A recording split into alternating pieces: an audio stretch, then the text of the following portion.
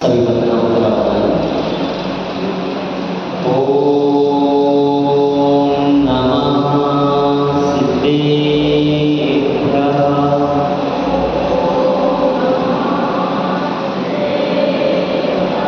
ओम नमः सिद्धेभ्यः।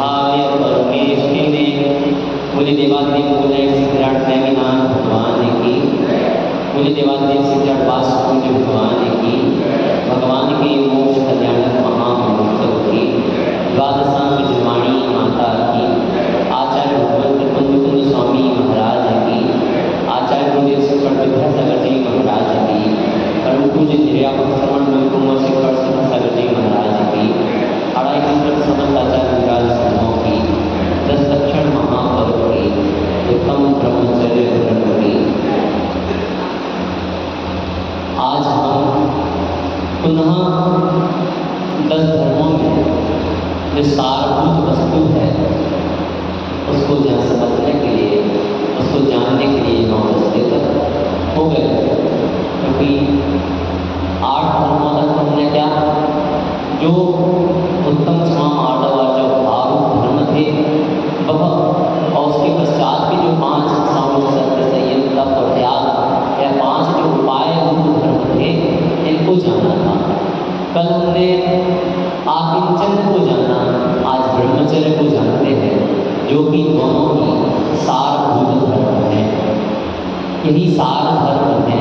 सार कैसे है तो कहा आकिंचन जो है उसमें कुछ भी अपना नहीं है, शरीर भी अपना नहीं है, सब कुछ पराया, मात्र एक अपना है, वो क्या है? आत्मा। और जो उस आत्मा में ही रमण करने का भाव आ जाएगा वह हो जाएगा ब्रह्मचर्य। जो आज का धर्म है वही धर्म उसी आकिंचन धर्म से प्रकट हो जाता है। आकिंचन और ब्रह्मचर्य दोनों को हम एक रूप समावेशित कर सकते हैं। आकिंचन में कह देते हैं कुछ भी हमारा कुछ तो हुए। आप कौन हो? आप कौन हो? ब्रह्म। कौन हो? ब्रह्म मतलब आत्मा। तो हम कौन है? आत्मा है, समय है, मैं ही आत्मा हूँ, मैं समय हूँ, मैं सब कुछ हूँ। लेकिन मेरे पास अन्य जो कुछ भी संसार में मेरे संबंध दिखाई दे रहे हैं, चाहे वह शरीर हो या शरीर से लगे हुए जितने भी संबंध हैं, वह सब मेरे नहीं है। यह कल हमने समझा था। ब्रह्मणि रमति इति स ब्रह्मचर्य। जो ब्रह्म में रमने का जो भाव होता है वह ब्रह्मचर्य धर्म कहलाता है। मात्र अपनी एक योगी की जो दशा हो जाती है वह दशा बना दो। कैसे बनेगी?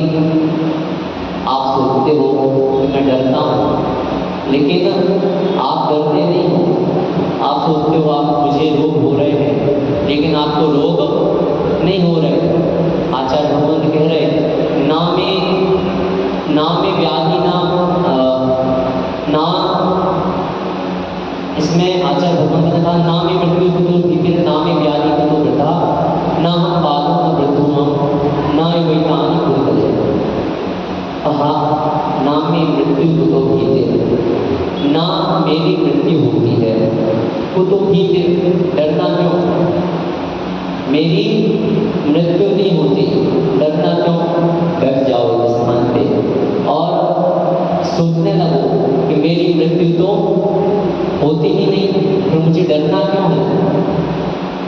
नामे व्याधि को विदा, ना ही मेरे ऊपर किसी प्रकार के रोग शोक आते हैं, ना दुख आते हैं। तो मुझे व्यथा अर्थात दुख क्यों उत्पन्न करना, क्यों उनमें दुख मानना। ना हम बालो न वृद्धो हम, ना अहम बाला, ना ही मैं बालक हूँ, न वृद्ध अहम, ना ही मैं वृद्ध होता हूँ, ना युवैतानि भूगलहि, ना युवैतानि, ना ही मेरा यौवन आता है। उद्गलहि, यह सब पर्याय तो उद्गल की है। बस ही चिंतन जागृत करो, अपने आप ब्रह्म अर्थात आत्मा की ओर आपका रुख आ जाएगा। अपने आप उस शुद्ध स्वरूप को प्राप्त करने के लिए आप निकल चलेंगे। किस प्रकार से आचार्यों ने बात नहीं, कल भी जो समय सार का श्लोक बताया था, उस श्लोक चिंतन करो कि मैं जो है शुद्ध हूँ, एक हूँ, आदि अनेक प्रकार का ऐसा चिंतन जागृत करो कि हम तो क्या हैं, इस संसार में अकेले ही हैं, मात्र एक आत्मा ही हमारी है।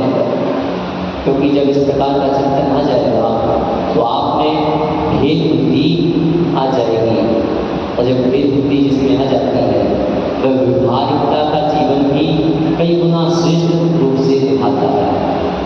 जहाँ भेद बुद्धि आ गई वहाँ अंतरंगता से तो है भेद विज्ञान में रहेगा ही, व्यवहारिक जीवन में भी है भेद विज्ञान के साथ जब जिएगा तो अत्यंत उत्कृष्ट पदवी को प्राप्त करता है।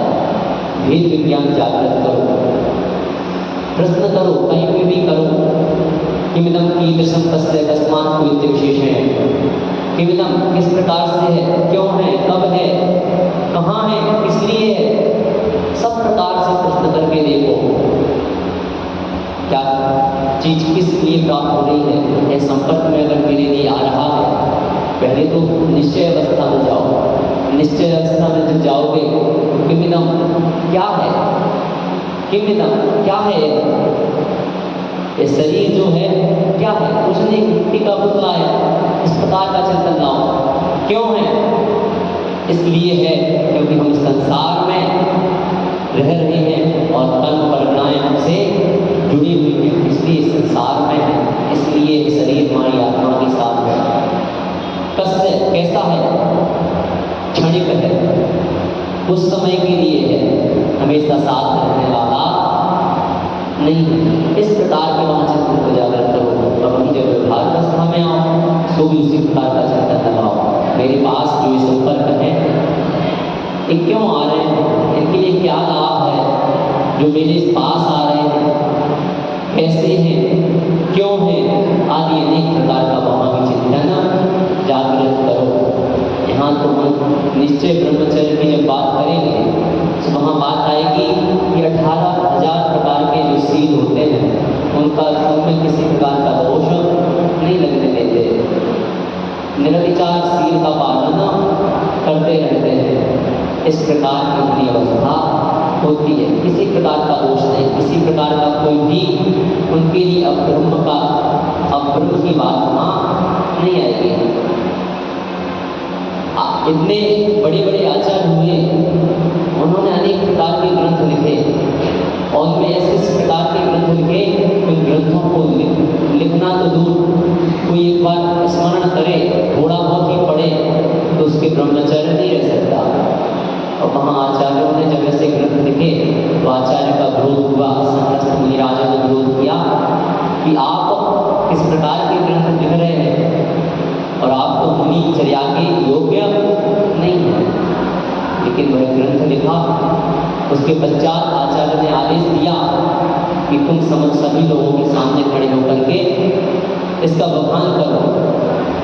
सभी मुनिराज अपने मार्ग से च्युत हो गए, लेकिन वह मुनिराज उनके ब्रह्मचर्य में अगर रच मात्र भी कहीं छूट रह गई हो तो ऐसा कुछ भी वहाँ नहीं रहा, वह अपने ब्रह्मचर्य पर अड़े थे। वही कहानी सुनी होगी आपने कि एक व्यक्ति जा रहा था, साथ में उसके साथ एक और वृद्ध व्यक्ति था, दोनों ही एक ही गुरु के शिष्य थे। दोनों जा रहे थे, एक यौवन अवस्था में था, उसके साथ वृद्ध था। गए एक जगह, एक डूबती हुई युवती को उस यौवन अवस्था वाले जो विवाह था उसने बचा लिया। सो जो वृद्ध पुरुष था वह अत्यंत आकुलित व्याकुलित हो गया, अतरंग परिणामों को खराब करने लगा, कहने लगा, अरे तुमने तो उस युवती को टच कर लिया, छू लिया, तुम्हारा ब्रह्मचर्य तो नष्ट हो गया, मैं भी गुरु से शिकायत करता हूँ। वह युवा जो था अत्यंत शांत प्रिय भावों से जाता रहा, शांत प्रिय भावों से चलता रहा। वह गुरु के पास पहुंचा। गुरु से जब वृद्ध व्यक्ति ने कहा कि इसने एक युवती को नदी से लाकर के किनारे किया है, तो वह कहते हैं कि तुम्हारे अंतरंग में वहाँ से यहाँ तक युवती आई है। कहाँ से? तुम्हारे जो परिणाम हैं वहाँ से यहाँ तक युवती आई है, लेकिन इसने तो केवल वहाँ से वहाँ छोड़कर उसकी मदद की और वहीं पर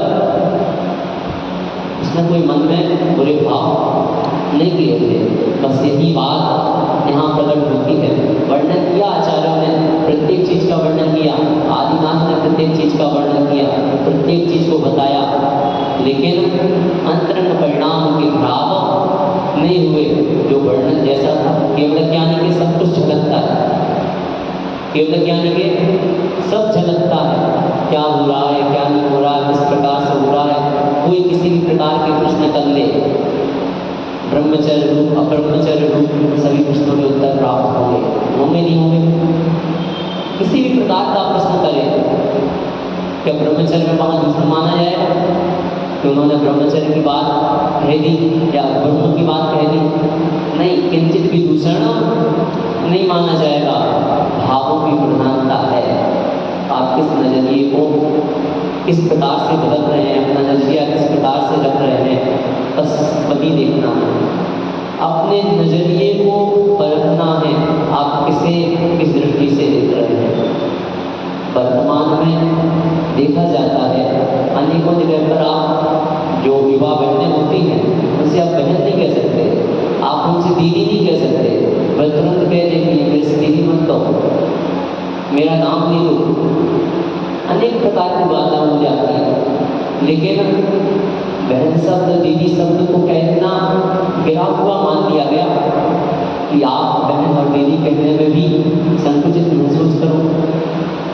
वहाँ आज स्वामी विवेकानंद जब बाहर गए शिकागो सम्मेलन में, और सबसे पहले उन्होंने प्रिय माताओं और बहनों शब्दों का इस्तेमाल जब किया तो पूरी जनता उनसे मंत्रमुग्ध हो गई, उनसे अत्यंत ही प्रभावित हो गई और सभी उन्हें बहुत मानने लगे। मात्र संबोधन किया था, क्या संबोधन? माताओं बहनों संबोधन अपनी भारतीय परंपरा को वहाँ जाके उद्घाटित किया था, और उस परंपरा को मात्र उद्घाटित करने मात्र से वह इतने महान हो गए। तो बात हमें यही समझनी है, हमारे अंतरंग परिणाम कैसे उत्पन्न हो। जब विवाह होता है तो आप एक दूसरे से बल लेते हैं कि आपसे जो बड़े होंगे उम्र में, मेरे अलावा जो आपसे बड़े होंगे तो वो आपकी माँ के समान, जो आपके बराबर के होंगे तो बहन के समान, छोटे होंगे तो पुत्री के समान मानना होगा। उस समय प्रतिज्ञा क्यों दिलाई जाती है? क्योंकि जैन दर्शन में विवाह पद्धति जो है वह इसलिए नहीं है कि आप ब्रह्म का सेवन कर रहे हो, बल्कि जो आपकी दृष्टि समस्त ओर थी वह आकर के एक पर टिक जाए। उस रूप परिणति को ब्रह्मचर्यानुव्रत कहा गया, अथवा सदार संतोष व्रत कहा गया, अथवा इनके लिए पति परायणा होने की बात कही गई। इस प्रकार की बात वहाँ पर आती है कि आप अपनी स्त्री के अलावा, आप अपने पुरुष के अलावा किसी और को बुरे भाव से नहीं देखेंगे। बस बुरे भाव जहाँ उत्पन्न हुए वहाँ अब ब्रह्म प्रकट हो जाता है। अब ब्रह्म प्रत्येक अवस्था में प्रकट होगा। जब जब आपके बुरे विचार होंगे, चाहे वह किसी भी प्रकार के हों, तब तक आपके ब्रह्म प्रकट होगा।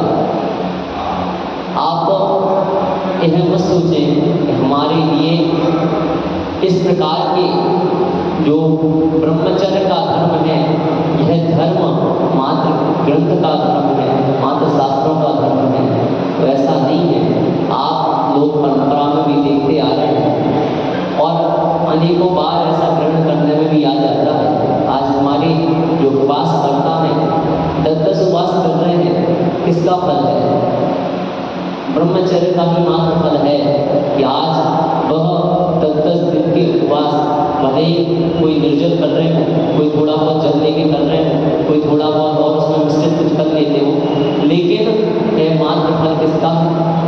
ब्रह्मचर्य का फल है। और आपके यहाँ तो सबसे बड़ा उदाहरण ही देखने मिल रहा है कि 17-17, 18-18 युवा जो अभी अविवाहित हैं, उन्होंने उपवास किए हैं 10-10 दिन हो गए। तो आप देखिए ब्रह्मचर्य का फल। वहाँ शास्त्रों में विशल्या जो कि अपने विवाह के पूर्व उसके जल से जो वह स्नान करती थी, उस जल से रोग शांत हो जाया करते थे। उस जल से दूसरे व्यक्ति कितने भयानक से भयानक रोग हो, वह उसके पास आते थे, उस जल से उस घाव को भर लेते थे। लेकिन जैसे विवाह हुआ तो उसका वह चमत्कार जो था, वह जो उसका प्रभाव था, वह नष्ट हो गया। तो ब्रह्मचर्य का प्रभाव एक अलग ही होता है, अनूठा ही होता है। आज जब हम कहें आचार्य भगवंत विद्यासागर जी सर्वश्रेष्ठ संतों में गिने जाते हैं और वह प्रभाव अगर अपन देखते हैं तो वह किसका है? वह मात्र ब्रह्मचर्य का प्रभाव है जो आज आपके पास इतना अधिक है। अगर आपके पास ब्रह्मचर्य है तो आपके पास ज्ञान है, आपके पास ध्यान है, आपके पास तप है। ब्रह्मचर्य गया तो ना ज्ञान रहता है, ना ध्यान रहता है, ना तप रहता है, किसी भी प्रकार का इष्ट ज्ञान नहीं हो पाता। आप किस अवस्था में हो उस अवस्था की मर्यादा का ख्याल करना चाहिए। आप गृहस्थ अवस्था में हो, आप कितने रूप में कितने हद तक ब्रह्मचर्य का पालन कर सकते हैं, उस अवस्था का ध्यान करना चाहिए कि हम महीने में इतने दिवस ब्रह्मचर्य का पालन करें। नियम लेकर के रखें, नियम लेकर के रखें कि हम इतने दिवस ब्रह्मचर्य का पालन करेंगे, हम इतने दिवस या माह पूरे साल भर में इतने दिवस ब्रह्मचर्य का पालन करेंगे। तो उस रूप आप नियम लेने का प्रयास करें। क्योंकि जैन दर्शन में कई लोग कहने लगते हैं कि झूठ तो लेने वाली बात है, वह क्यों है? झूठ क्यों लेके रखते हो? झूठ नहीं लेना होता है, वहाँ उस जो शेष प्रवृत्तियाँ थी उससे दूर होने का भाव होता है। जैसे आपने आप डेली आलू खाते हो, डेली प्याज खाते हो, उसमें कोई नियम नहीं है, ये तो कर्तव्य है, लेकिन फिर भी नियम रूप इसलिए बता रहे हैं क्योंकि वर्तमान परिस्थिति में ये नियम रूप ग्रहण हो गए हैं।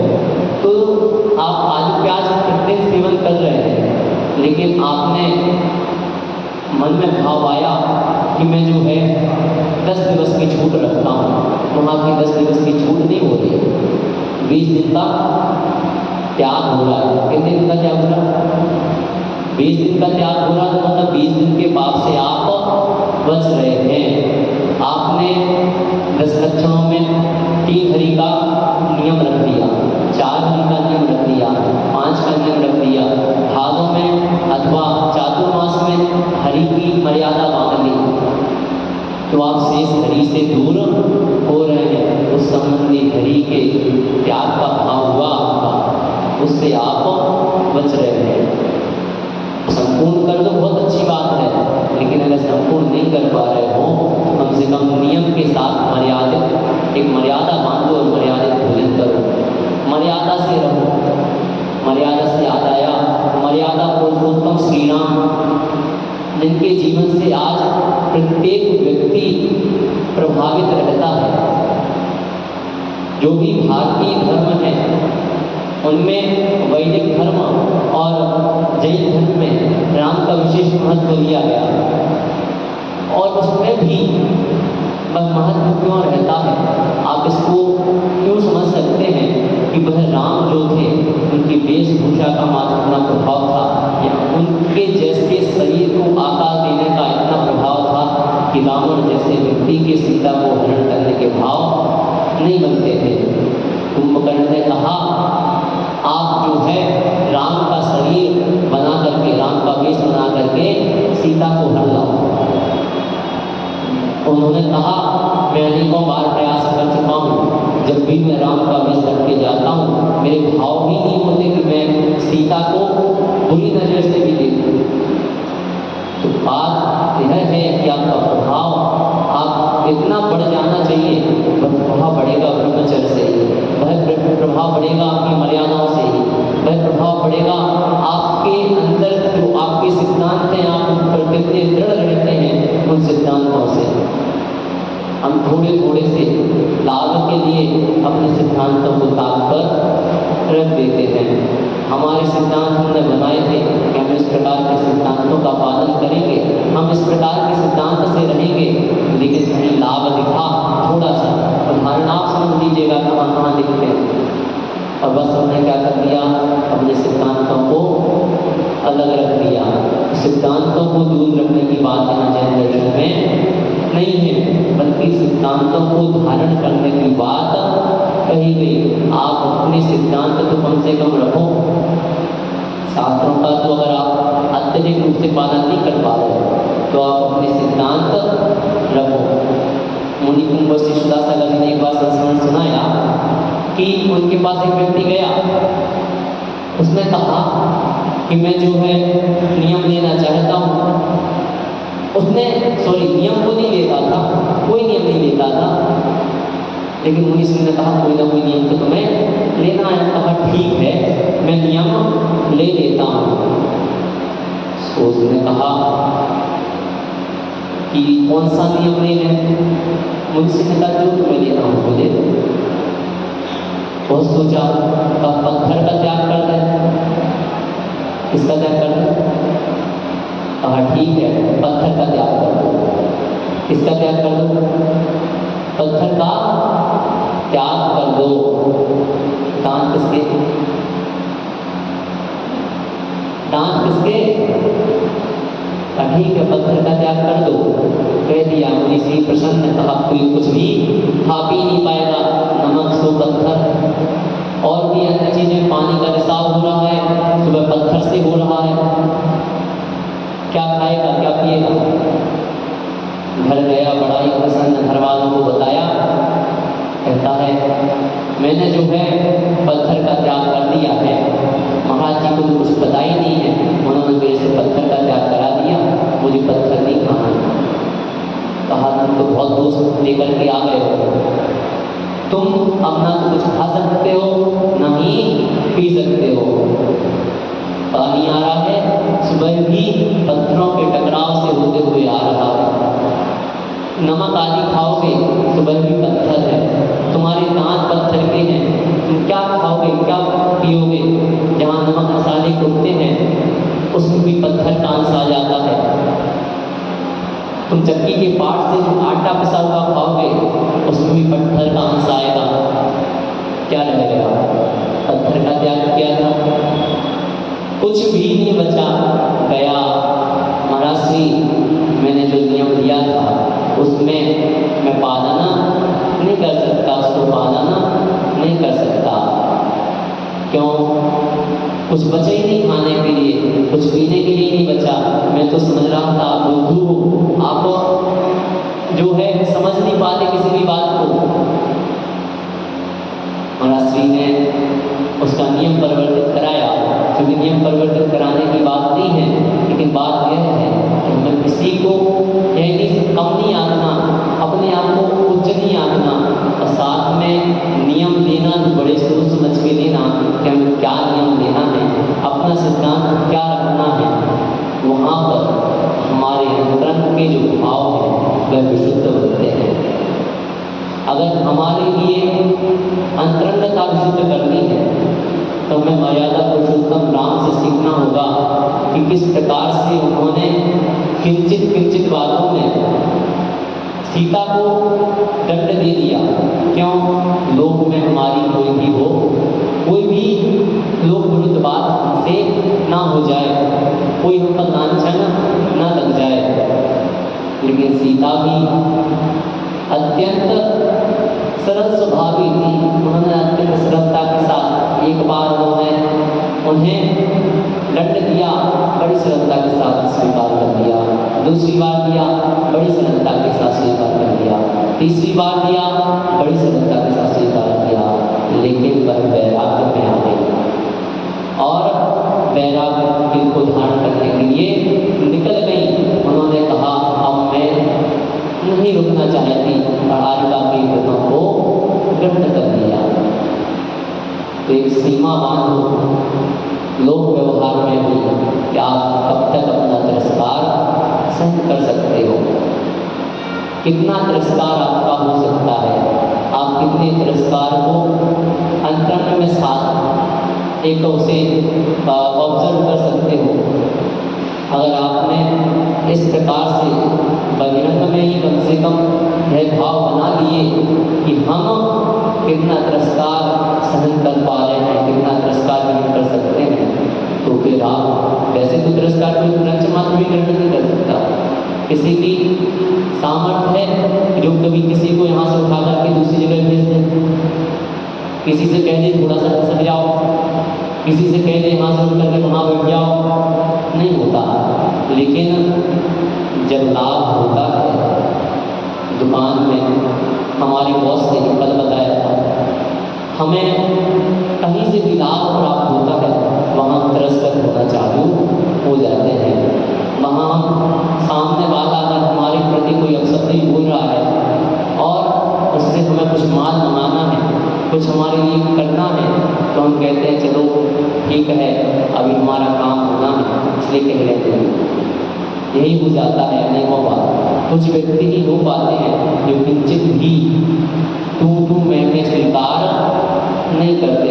और तू मैं से सबसे बचने का सबसे श्रेष्ठ उपाय ब्रह्मचर्य है।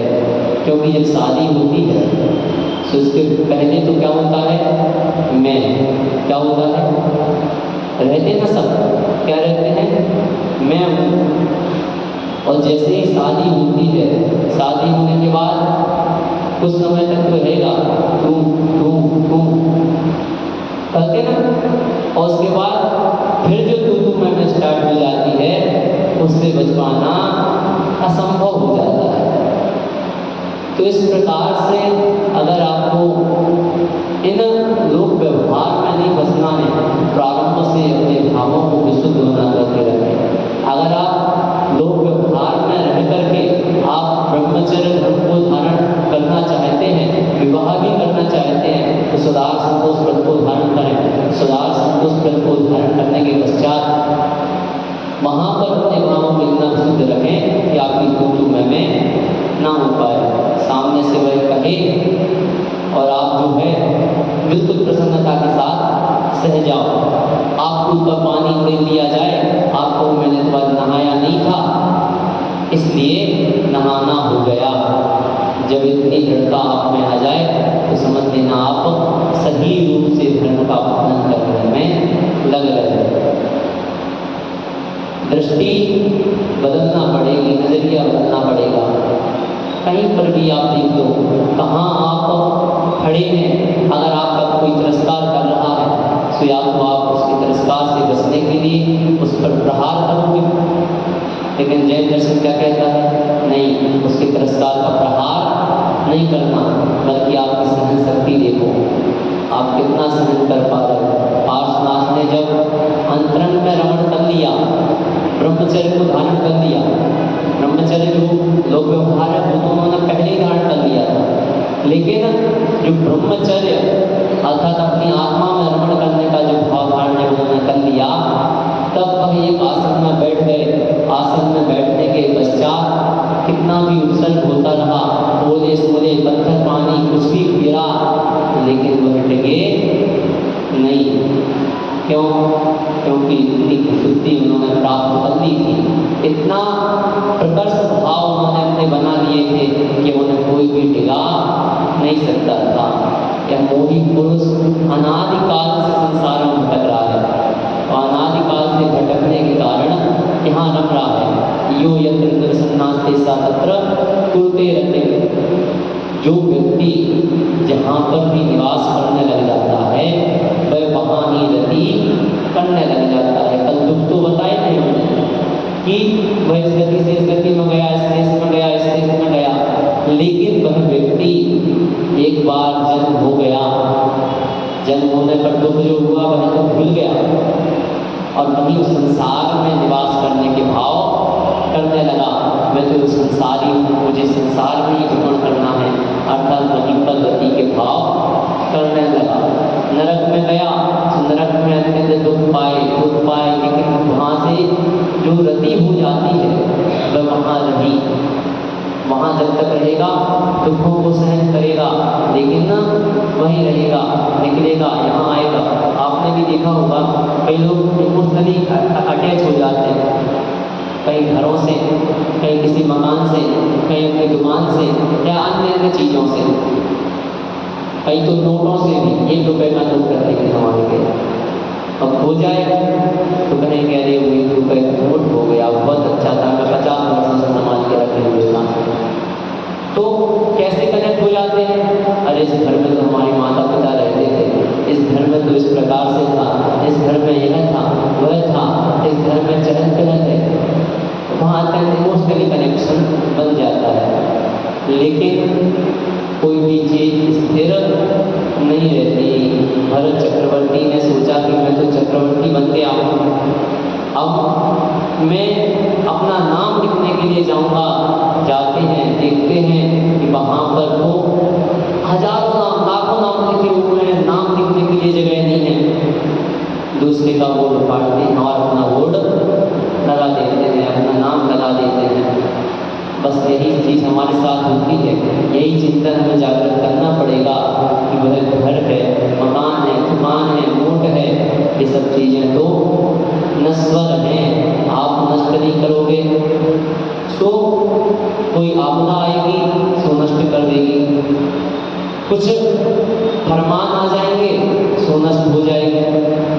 तो इस प्रकार से वह नष्ट तो होना है, क्योंकि गति की नहीं है। कोई भी चीज़ हो, चाहे वित्त हो, सामान्य से तो वित्त से क्रिय कहा, दान हो और नाश, लेकिन प्रत्येक चीज़ की 3 गति हैं। जितने भी आप देख रहे हो उस प्रत्येक चीज़ की 3 ही गति है, या तो दान कर दो, या भोग कर दो, अथवा नाश तो होना ही होना है। प्रत्येक चीज़ का होना है। उत्पाद है द्रव्य से सब युक्त है, आत्मा को छोड़ दो, से सभी चीज उत्पाद है और द्रव्य से युक्त है। तो नाश तो सबका होना है, दूसरी पर्याय सबको प्राप्त करना है। यह माइक रखा हुआ है, यह कभी ना कभी नष्ट होगा। यहाँ जितने भी पदार्थ पड़े हुए हैं, मोबाइल, टेबल, बेड, या जो भी पड़ा हुआ है, वह सारी की सारी चीज़ें अपनी पर्याय को बदलने वाली हैं, स्थिर नहीं रहने वाली। इसी प्रकार से चिंतन जागृत करना, कहीं पर भी कोई वस्तु जो भी हमें दिखाई दे रही है वह अपनी पर्याय को निश्चित ही परिवर्तित करेगी। जब परिवर्तित करेगी तो फिर हमें दुखी क्यों होना, क्यों उसमें दुख मनाते रहें, क्यों ना हम अपनी आत्मा के बारे में भी कुछ चिंतन कर लें, क्यों नहीं हम अपने भावों को थोड़ा और विशुद्ध बना लें। क्योंकि प्रत्येक कार्य करना सरल है, लेकिन भावों को विशुद्ध करना बड़ा कठिन है। आचार्य ने कहा, काय को एक जगह स्थिर कर सकते हो, वचनों को स्थिर कर सकते हो, लेकिन मन को अगर स्थिर कर लिया तो आप श्रेष्ठ पुरुष बन जाते हो। मन को स्थिर करना सबसे बड़ी कठिन बात होती है। बस मन अगर हमें स्थिर करना है, अपने विचारों को स्थिर करना है, तो हमें पहले विशुद्ध परिणाम जागृत करने पड़ेंगे। वह विशुद्धता आएगी कैसे? बस इसी चिंतन से आएगी। आप कोई भी वस्तु देख रहे हैं, उस वस्तु को देखें, उसको ऑब्जर्व करें, और उसके बाद आपकी जो चिंतन शक्ति है वह चिंतन शक्ति को बढ़ाएं। अपने आप आपका विवेक जागृत होगा, अपने आप आपकी विशुद्धि जागृत होगी। जब विशुद्धि जागृत होगी तो आपको किसी भी प्रकार की अशुद्ध काल को रुचेगी ही नहीं। आप कहीं भी देखें, अभी भैया कह रहे थे कि आप थोड़ा सा अभिषेक आदि के बारे में बता देना थोड़ा और। तो जैसे मैंने कहा था कि वहाँ बहिरंग शुद्धि भी यहाँ ध्यान रखनी होती है। जैसे अपन अभिषेक आदि कर रहे हैं और अभिषेक आदि करते समय हमारे पैरामीटर्स क्या क्या हैं, पैरामीटर्स का आप ध्यान रखो। नियम प्रत्येक चीज में होते हैं।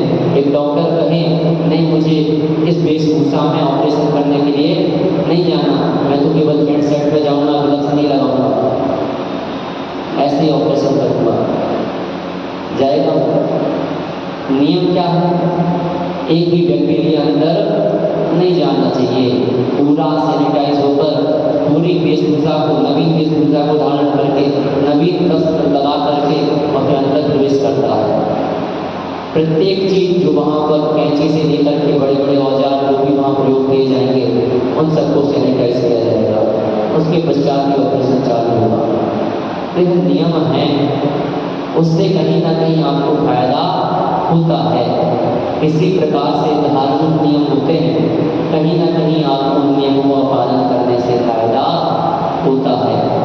मैं तो इसमें बहुत चिंतन करता रहता हूँ, बहुत ज़्यादा सोचता रहता हूँ, क्योंकि मैं भी सब जगह जाता हूँ, सब चीज़ों को देखता हूँ, सबको ऑब्जर्व करता हूँ।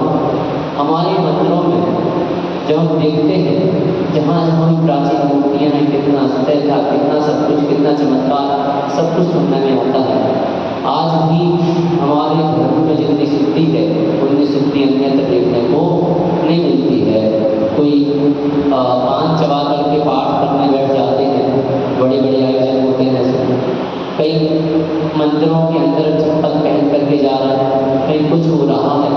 अर्थात जो शुद्धि हमारे यहाँ होती है वह अन्यत्र देखने को तो मिल ही नहीं रही। आपने स्वयं देख लिया होगा, कई कथाएँ होती हैं आपके आस पड़ोस में, आप लोग तो बहुत ज़्यादा जुड़े हुए भी हैं, जाते आते भी रहते हैं, मैंने सुना है, देखा है।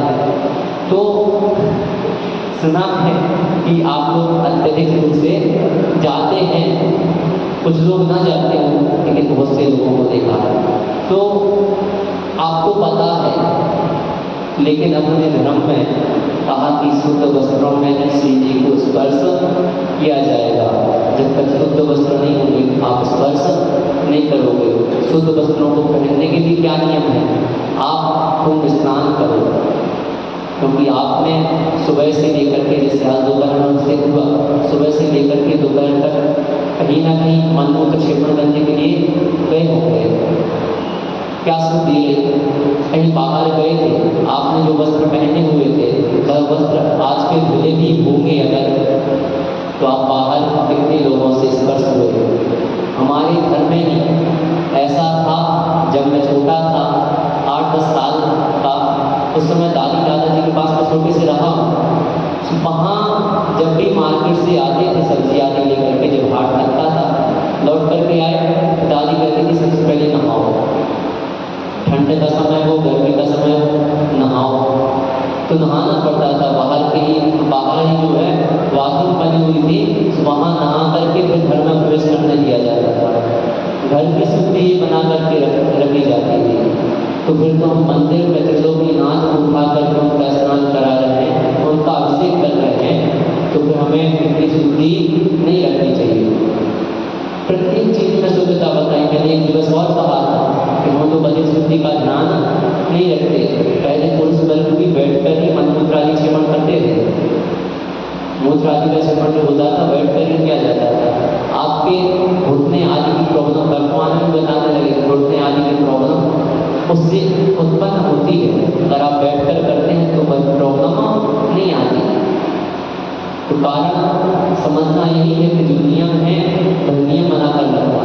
बैठकर करते थे तो शुद्धता वहाँ बना देते थे, बन जाती थी, लेकिन वर्तमान में वह शुद्धता युक्त आदि लग गए तो शुद्धता नहीं बन पाती। कहाँ इसका विवेक रखना है, जल आदि से भी शुद्धि करना है, कोई भी विवेक हमारे लिए नहीं रहा। तो मंदिर आए, मंदिर आकर के अगर उन्होंने स्नान बिना स्नान के ही वस्त्रों को धारण कर लिया तो हमारी शुद्धता बदल नहीं बन पाती। उन्होंने स्नान करके शुद्ध वस्त्रों को पहन करके उसके पश्चात ही श्री जी का अभिषेक होना चाहिए। कहीं भी देखो चटाई आदि, जैसे ये चटाई जो है मुझे लगता है सभी कार्यों में प्रयोग होती होगी, ऐसा लगता है। वो सत्यता जो है मुझे नहीं पता, लेकिन बाहरी जो व्यक्ति आपके वहाँ आते होंगे, आप भवन दूसरों के लिए भी देते हैं, तो यहाँ पर वो भी बैठते होंगे, वह भी यहाँ आकर भोजन आदि करते होंगे और अन्य प्रकार से भी जो भी शुद्ध रूप कार्य करते होंगे वे सब करते होंगे। साथ में यहाँ पर कौन आ रहा है, विवाह में कौन शुद्धि में है, कौन अशुद्धि में है, सब प्रकार से यहाँ आकर के बैठते हैं। और यहीं से अगर हम आकर के सूर्य जी को ले जाएंगे इससे स्पर्शित होते हुए तो भी यह उचित नहीं रहता। एक मंदिर की मर्यादा अलग होती है, मंदिर अलग ही स्थान होता है। इसीलिए मुनीश्री कहते हैं कि घर पर कभी भी मूर्ति को नहीं ले जाना चाहिए, यंत्र को नहीं ले जाना चाहिए। जब गृह प्रवेश होता है सोने के बाद मूर्तियाँ आगे नहीं जाई जाती हैं, क्योंकि वहाँ उस प्रकार की शुद्धि नहीं बन पाती। वहाँ पर जो आपका घर बना है उस घर में उन जो मजदूर आदि आपके लगे थे उन्होंने वहाँ शुद्ध कार्य किया, कहाँ शुद्ध कार्य किए, कोई आपको ज्ञात नहीं है और उस हिसाब से आपका शिलान्यास भी नहीं हुआ। जो मंदिर का शिलान्यास होता है, घर का शिलान्यास होता है, उसमें भी कुछ भेद रखा जाता है। आपने वहाँ उस प्रकार की शुद्धि नहीं बन पा रही है, इसलिए अच्छा है आप चिन्मानी विराजमान करके कर लो। तो प्रत्येक चीज़ में ध्यान देना कि हम कहाँ कितने शुद्ध होकर के जा सकते हैं। अब यहाँ तो हमने अभिषेक की बात कही, दर्शन करने भी अगर आओ हो सके तो वस्त्रों को बदल करके आओ, हो सके तो प्रयास एक करो कि हम वस्त्र को बदल करके आ पाए, अथवा जिस प्रकार की शुद्धि हमने बताई है उस प्रकार की शुद्धि का आप पालन कर पाओ तो सर्वश्रेष्ठ बात ही हो जाएगी। क्योंकि शुद्धता के कारण ही आप अपने अंतरंग परिणामों को शुद्ध बना सकते हैं। यह मैं प्रत्येक प्रवचनों में कहता आ रहा हूँ कि आप अगर बहिरंग कारण शुद्ध नहीं है तो अंतरंग भाव को शुद्ध नहीं बना सकते। पहले बहिरंग को विशुद्ध करो, जब बहिरंग विशुद्ध होने लगेगा तो आपके अंतरंग भी विशुद्ध होने लगेंगे। आप देखते हो अनेकों बार ऐसा देखा जाता है कि मुनिराज आदि मुख से मंत्र आदि नहीं बोलते जब जाप आदि करते हैं तो, लेकिन मैं भी पहले सोचता था महाराज जी कैसे जाप कर लेते हैं बिना मुँह से बोले, मेरे से तो मंत्र अशुद्ध हो जाएगा या मैं बोल ही नहीं पाऊंगा। वास्तविकता में होता भी ऐसा ही था, मंत्र जो है मुँह से ही बोलना पड़ता था। लेकिन धीरे धीरे जब उसका अभ्यास होता गया, अभ्यास जब हो जाता है सुबह अंतरंग में ही समाहित होने लगता है, अपने मन में ही अपन स्मरण कर सकते हैं।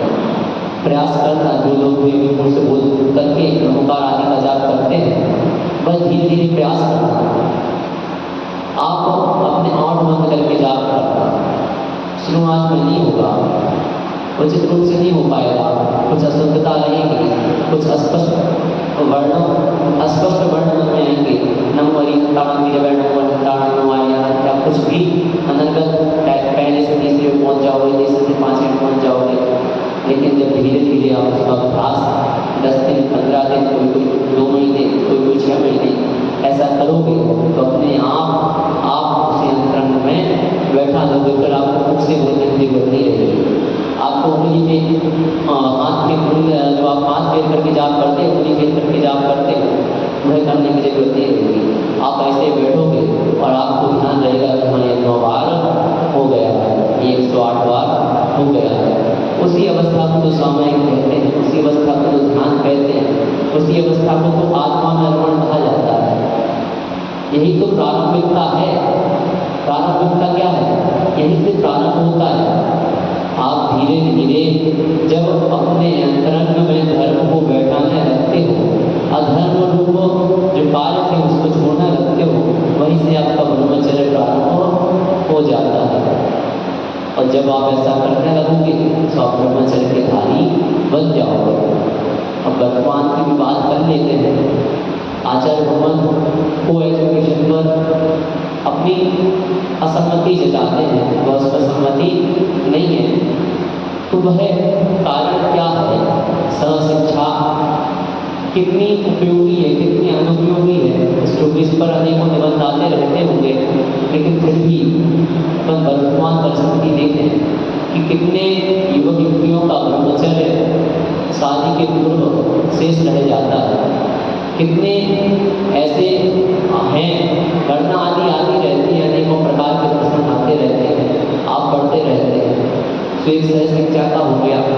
वस्त्र आदि के बारे में है, वस्त्र आदि के बारे में भी हमारे युवा वर्ग जो है अत्यंत ही रिप्ड जींस आदि को पहनना या अनेक प्रकार से जो रिप्ड वस्तुएं आ गई हैं उनको पहनने का चलन जो है आजकल अत्यधिकता से बढ़ा है।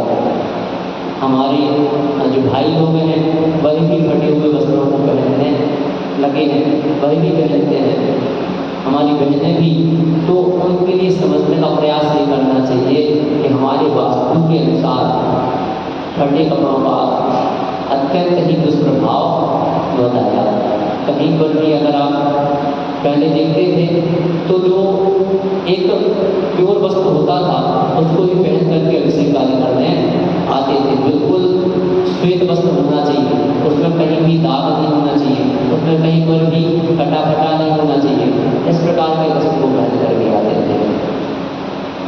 और आज विशुद्धता न बनने का कारण क्या है कि हम जो है धवल वस्त्र का उपयोग नहीं कर रहे, कहीं सिलवा लेते हैं, कहीं कुछ कर लेते हैं, है ना। धोतियाँ भी सिली भी आने लगी, उस रूप धोती पहन लेना या बॉर्डर आदि सिलवा लेना, कहीं सिलाई का उल्लेख नहीं मिला। बिल्कुल एक वस्त्र होना चाहिए और उस एक वस्त्र को पहन करके आपको आना चाहिए। उसी प्रकार से जो हमारे युवा साथी हैं, युवा वर्ग के लोग हैं, वह जो इसमें पढ़ रहे हैं उन्हें यह समझने की आवश्यकता है कि हमारे लिए किस प्रकार के वस्त्र उपयोग करने चाहिए। क्योंकि जो फटे हुए वस्त्र होते हैं वो भले ही फैशनेबल हो, फैशन के योग्य हो आज की दृष्टि से, लेकिन वह दरिद्रता का प्रतीक है, उनसे दरिद्रता आती है। और एक उदाहरण आपको दें, मैं एक जगह जब गया वहाँ मुझे एक वास्तु शास्त्री मिल गए, बहुत अच्छा मार्मिक, तो उन्होंने 5-7 मिनट के समय में बहुत अच्छी चीज़ें बताई। मैंने उस समय कुछ और कार्य था, संगोष्ठी चल रही थी, कार्य कुछ और था, होना कुछ और चाहिए था, वो कुछ और रहा था। सो मुझे उसमें बोलने का अवसर नहीं मिला। खुला एडमिशन चल रहा था और ओपन सेमिनार जिसे हम कहते हैं, तो उसमें कोई भी अपनी बात को रख सकता है। जैसे मैं बैठक होती है तो उसमें कोई भी अपनी बात को रख सकता है। और सुबह का सत्र था, मेरा आलेख वाचन था, मैंने अपना आलेख वाचन किया। आलेख वाचन के पश्चात मैंने 5-7 बातें जो मुझे खुली एजुकेशन में बोलनी थी, सो मैंने अपनी जो है सीमा का उल्लंघन करके उन 5-7 बातों को वहाँ रख दिया। सो उसमें एक बात ये भी थी कि साय के समय में पता नहीं क्या हो रहा था, खुला एजुकेशन चल रहा था या कपिल शर्मा शो चल रहा था, कॉमेडी नाइट शो कपिल चल रहा था, क्योंकि सब प्रकार के कार्य हो रहे थे वहाँ, कविता पाठ भी हो रहा था, सब कार्य हो रहे थे और उनका वास्तु सेमिनार भी हो गया। तो उन्हें मेरी बात बहुत अच्छी लगी कि तुमने निष्पक्षता के साथ वहाँ पर ही कह दिया स्टेज पर जा करके इस प्रकार के कार्य नहीं होना चाहिए। तो उन्हें थोड़ा सा मेरे से लगाव हो गया और मैं वहाँ पर काला पैंट पहने हुए था, काला पैंट पहने था। तो उन्होंने कहा देखो आप अब इस टाइम में हो तो काला पैंट नहीं पहनो, आप अपने अंतरंग भावों को पहचानने लगे हो कि आप क्या काम कर सकते हो क्या नहीं कर सकते। आपने दृढ़ता के साथ इतनी अच्छी बात वहाँ कह दी और सब कुछ कह दिया, आप काले कपड़ों को और छोड़ दो तो आप और अच्छे से ऊपर ऊंचाइयों को छोड़ेंगे। क्योंकि मैंने पूर्व में जींस आदि का त्याग कर दिया था और कुछ समय के लिए मैं कुर्ते पजामे में ही आ गया था, लेकिन फिर थोड़ा सा प्रभाव कॉलेज आदि का रहा, तो फिर से मैंने जो है नॉर्मल पैंट जो होते हैं उनको पहनना प्रारंभ कर दिया। बस वही पैंट जब उन्होंने देखा मना किया। प्रत्येक जगह पर एक प्रभाव होता है किसी न किसी चीज़ का। आप पूर्व के विद्वानों को देखें, धवल वस्त्रों में रहते हैं, श्वेत वस्त्रों में, या बुजुर्ग व्यक्तियों को भी देखें, वह भी श्वेत वस्त्रों में रहते हैं, सफ़ेद कपड़ों में रहते हैं। आप आज भी देख रहे हैं अपने जन समाज में अनेकों ऐसे व्यक्ति होंगे जिनके यहाँ पे चादर जो बिछाने वाली होगी वो सफ़ेद होगी।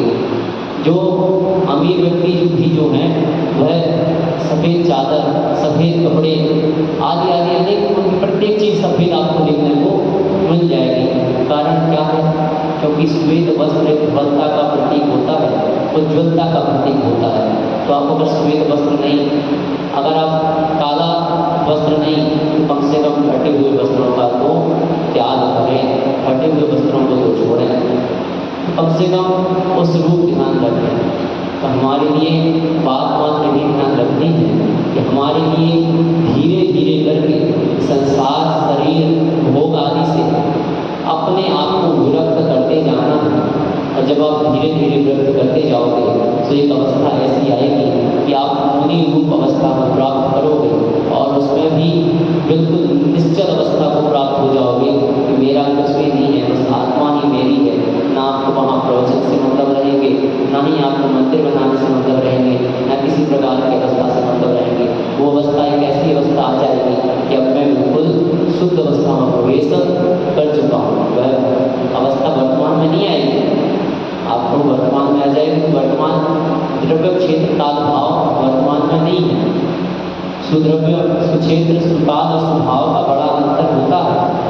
वर्तमान में हो ही नहीं सकते वैसे परिणाम। तो वर्तमान मुनियों की अपेक्षा से मत लेना कि मैं किसी पर कमेंट कर रहा हूँ कि मंदिर बना रहे थे। छठी सातवें स्थान में ऐसी अवस्था नहीं रहती। मैं किसी मुनि का विरोध नहीं कर रहा, नहीं तो आप ऐसा गलत मतलब ले लो कि मैं मुनि का विरोध कर रहा हूँ। धर्म प्रमाणा के निमित्त गुणस्थान वर्ती, छठे सातवें गुणस्थान वर्ती ही है वर्तमान में। उनका तो यह कार्य है कि वो मंदिर आदि का निर्माण करवाएं। मंदिर आदि के कल्याण आदि में रुचि है, शास्त्रों में उल्लेख है। लेकिन उत्कृष्ट अवस्था जब प्राप्त होती है, जब 10वें 12वें गुणस्थान में जाते हैं, शपथ श्रेणी आरंभ होते हैं, तब ऐसी अवस्था आ जाती है कि किसी प्रकार का कोई भी कार्य नहीं करता। बोलते हैं लेकिन बोलते हुए भी नहीं बोलते। ब्रह्मनबी नाम होते गच्छन नबी न गच्छति स्थिति कितान तत्मस्तु पश्चिम नबी ना पश्यति। बस ऐसी अवस्था आ जाती है कि केवल ज्ञान हो गया, बोध रहे हैं लेकिन फिर भी बोध नहीं रहे हैं। उस अवस्था की बोलते जा रहे हैं। गच्छन नबी न गच्छति, विहार कर रहे हैं लेकिन फिर भी विहार नहीं कर रहे। पश्चिम नबी न गच्छति, देख रहे हैं लेकिन कुछ भी नहीं देख रहे। सब कुछ देख रहे हैं लेकिन फिर भी नहीं देख रहे हैं। स्त्री कृतात् तत्वस्तु, स्त्रीकृत अर्थात स्त्रीकृत हो गए हैं, स्थित हो गए हैं अपने आत्मस्वरूप में। मात्र अपने आत्मा को भी लग रहे हैं, उसे भी जान रहे हैं। बस एक ऐसी अवस्था को अगर प्राप्त करना है तो धीरे धीरे से अपने कसायों को, अपने मन परिणामों को, अपने जो बहिरंग ब्रह्म रूप परिणाम है उनको त्याग करना पड़ेगा। तभी उत्कृष्ट रूप से ब्रह्मचर्य को धारण कर सकते हैं। और हम इसी ब्रह्मचर्य को धारण करें, इसी मंगल की भावना के साथ बोलिए देवादेव मूलनायक स्मरण प्रेमनाथ भगवान की जिनवाणी स्तुति के लिए खड़े हो जाएं।